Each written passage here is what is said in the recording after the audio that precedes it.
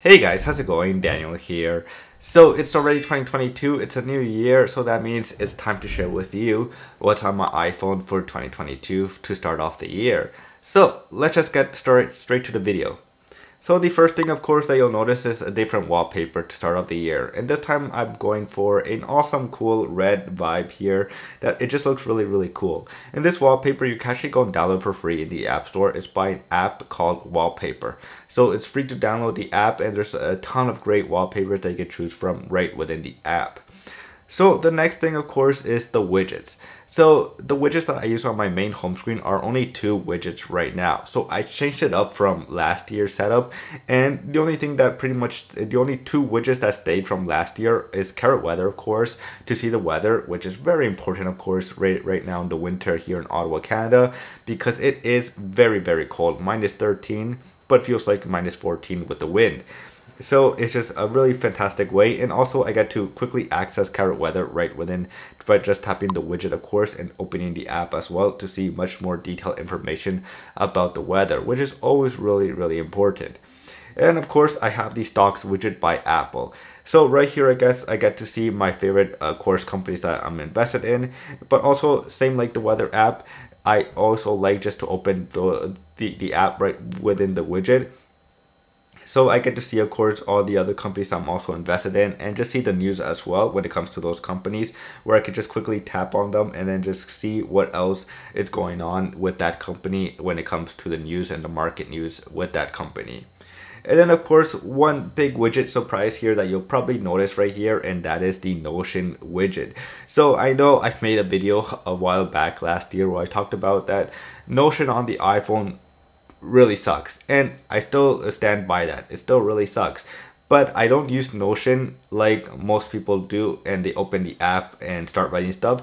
So I actually still use the web version of Notion on my Mac. I just stay with the widget to see the latest the latest articles, but also that I can see my notes and everything whenever I'm filming a video. So I just use it to read off my script so that I don't forget what I want to talk about in a YouTube video. So that, and also just makes it easier of course just to open it up right within the widget so I can see everything that I know, and also that I remember what type of videos I want to make as well for future videos on the channel here on the main one, but also on the second one that I'm currently working on. And then of course I have my Wealthsimple Trade account right here. So right here I can see all my investments and everything that I have, of course, that's going on here. So I get to keep track of course of everything that's going on of the stocks I'm currently invested in. So it just makes it easy to sell and buy new stocks as well. Next, of course, we have the Business Insider app. So I'm a premium subscriber. So of course I like and I really enjoy reading Business Insider, just a ton of great articles, mostly when it comes to YouTube and the social media world. So that's why I really enjoy about Business Insider, those cool articles. And then of course I have an awesome app called Remind Me Faster, which I will be talking about in the future video, so I'm not going to go into too much detail right here in this video. And then of course we have YouTube Studio. So YouTube Studio of course allows me to see all my data of what's going on with my main channel, and as you can see it's not too good right now. So I'm trying to figure out what's going on with my main channel right now, and so for now I'm just taking a step back and just going back and seeing what I can do to better grow this channel.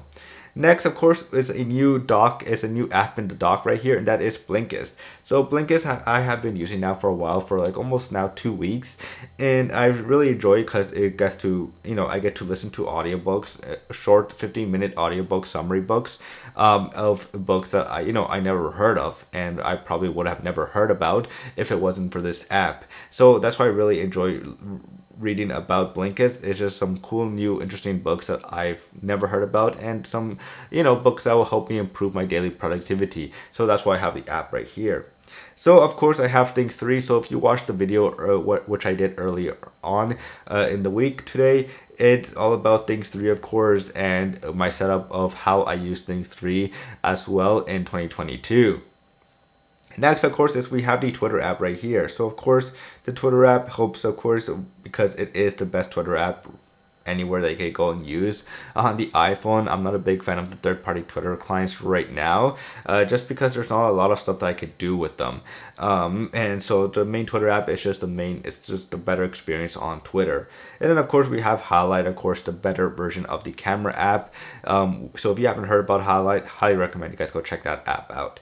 On the second page, we pretty much have, of course, headlines. So this app, this widget, I mean, has stayed for a very long time. Many of you already know this app already because I've made a ton of what's on my iPhone videos. And so, of course, headlines is staying because it is my favorite widget ever right now on the iPhone, and just a ton of ways just to keep up with the news and everything that's going on all the other blogs that I follow as well. Of course, we have Audible right here. So I just talked about Blinkist, of course, 15-minute summary books. But Blinkist, of course, shows me books that I probably never have heard of. Audible, of course, allows me to listen to audiobooks, of course, to my own pleasure, of course. And also, I just really enjoy using Audible as well. Next, of course, we have Story Studio, which is a cool, interesting app that I'm still learning to use. It's by Snapchat. So is that the Skillshare course, since I am uploading Skillshare courses, which you can actually go and check out on my link description right there if you want to learn some cool new skills for 2022. Next, of course, we have the Spotify app right here. So on the widget area right here, we pretty much have the current weather widget, of course. When the screen is locked, I can quickly just access the weather. Open Highlight, of course. So when when my phone screen is locked, I can quickly still access Highlight from here, and of course PCal as well. So that's pretty much it on what's on my iPhone for 2022 for now. So like what's on my iPhone videos, this is probably going to change throughout the whole year. So stay tuned on this channel where you can actually hit the subscribe button and hit the like button, so like that you can follow the journey of what's on my iPhone throughout the year, because probably 2022 there's going to be some cool, interesting apps out there that developers are working on. So I'm always there testing out some cool new ways to better improve my productivity on the iPhone 13 mini. So what are you waiting for? And other than that, I hope you guys have a great day today. Peace.